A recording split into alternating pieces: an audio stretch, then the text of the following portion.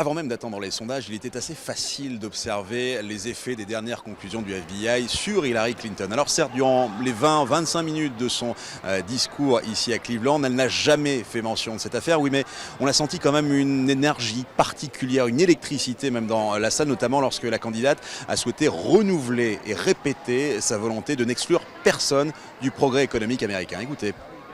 Je pense qu'on doit créer un salaire minimum parce que si vous travaillez à plein temps, vous ne devriez pas rester dans la pauvreté. Et je pense aussi que si vous travaillez, vous devez être payé équitablement. Et c'est pourquoi nous devons garantir l'égalité des salaires pour les femmes.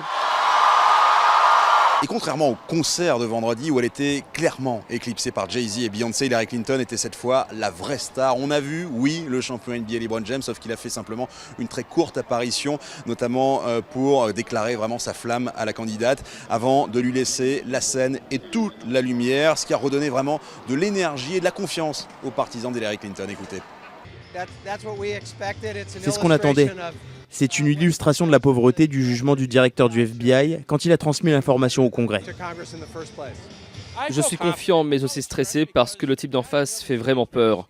La fin de cette affaire des emails pourrait donc avoir un effet positif sur la fin de la campagne démocrate ici dans l'Ohio, même si près d'un quart des électeurs ont déjà voté en avance.